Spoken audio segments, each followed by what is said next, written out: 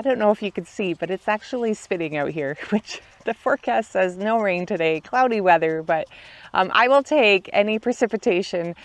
This is great. It's not sunny, it's not windy, so at least I can overhead water as well, and more of the moisture will go into the ground. So I'm hitting the water on the lisianthus because they are not doing well, and they're full of weeds again. So we're hoping to clean them up today, and then maybe I will spray them with some compost tea and we'll see what happens.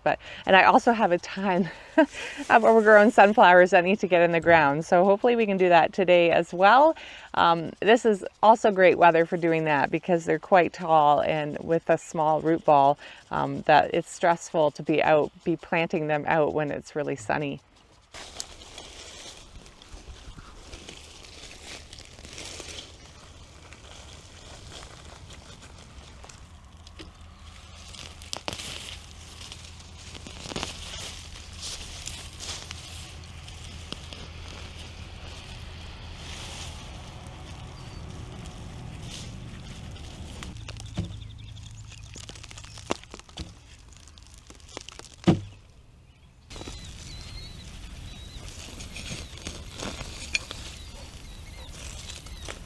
I think I told you I was going to be doing this job last weekend.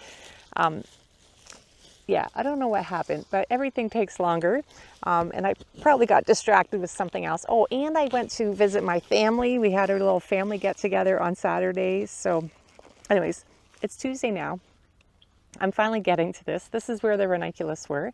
I have to dig them up. So it's, look how brown they are already. They've totally died back. So I knew this should have been done last week, because then you could see them. Like, I like to catch them at, like when the leaves are turning yellow, but I can still see them, but they've definitely died back.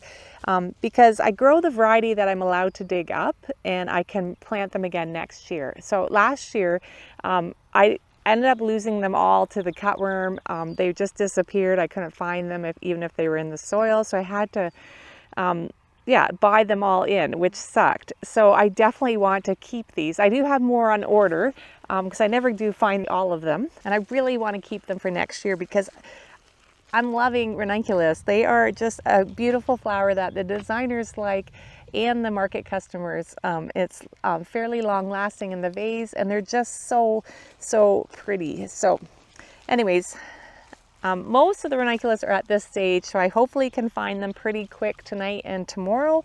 And then these weeds are nuts. It wasn't like this a couple weeks ago. Even last week I was still cutting in here, and I don't remember the weeds being this bad. So as soon as we can get the ranunculus out, then I can mow this down and put a tarp over it. So hopefully no more weeds go to seed in here.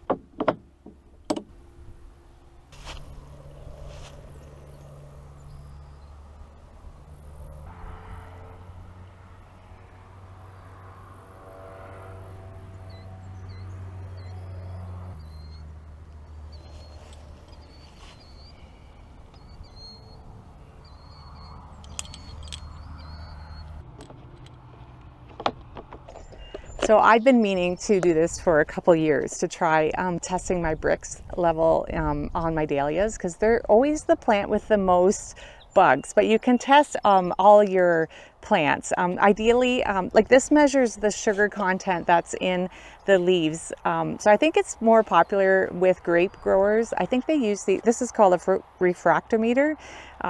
I think they use this to test the grapes to know when they're ready to harvest because they want a certain sugar content level. So I'm testing because if my plants, if I can get them up to like 12 or 12 to 14, not very many bugs, if any, will want to eat them. They're just healthy plants, and sick plants attract different kinds of bugs. So my levels are crazy low. So I'm really hoping, I'm pretty sure I'm supposed to calibrate this before I use it, like put some distilled water in it and make sure the zero level is at the zero. Because I'm really hoping it's wrong, because the highest measurement I got was like a little over 4, which I think is awful, which possibly explains the crazy amount of bugs already on the few blooms that I have. Like white seems to always attract more bugs, but all of a sudden this week, not just on the dahlias, but I noticed all over my field, I have tons of Japanese beetles. So I was like, oh yeah, I got this. I'm going to try it out. So I am going to calibrate it, make sure it's at the right level. But yeah, the only other thing to do is to get your sugar content is to have healthier plants. And you're going to have healthier plants by having better soil health and soil life down there. So your microbes and fungi are doing their things and giving the plant what they need. So all I can do at this point is I'm just going to give them some foliar spray. Maybe I'll do that. Supposedly you can tell the difference really quickly if you spray them. So I'm just going to, I have some molasses. I might do some kelp. I don't know. I'm going to see what's in my cupboard, see what I can give them, and maybe we can get the levels up a little bit.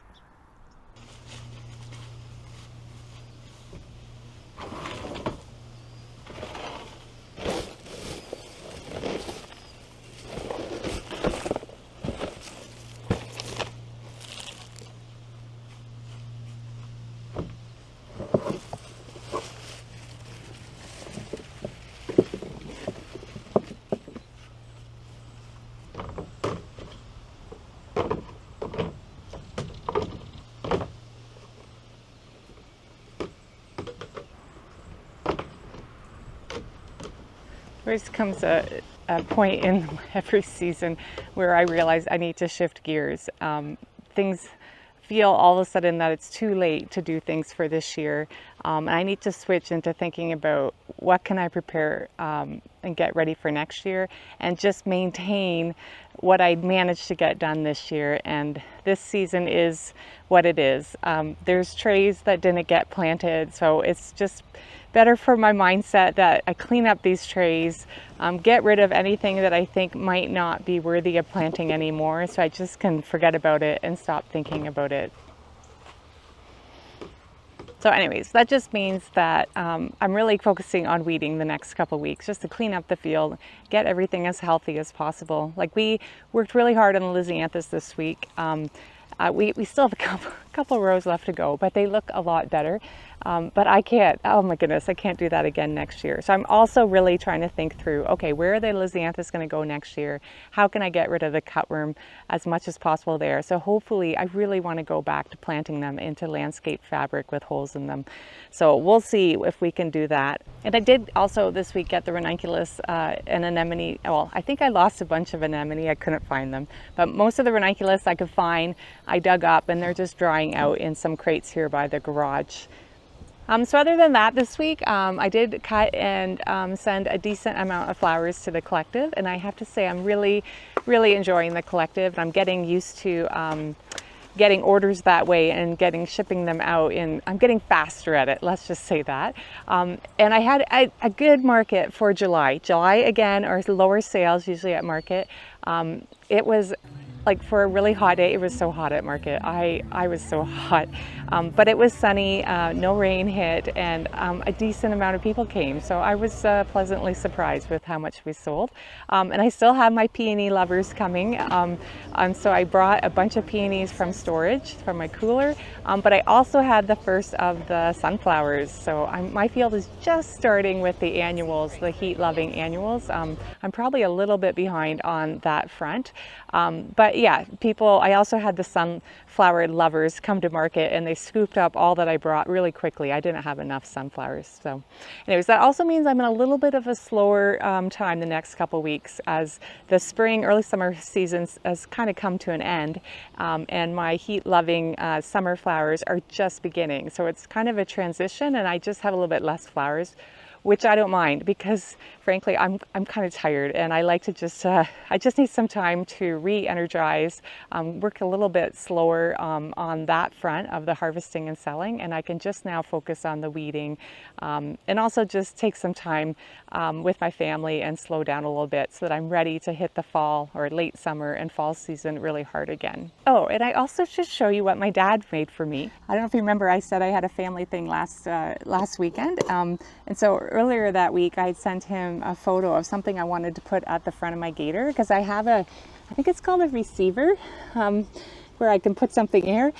So I sent him a picture of something I seen online, and he welded this together, and he even painted it John Deere green.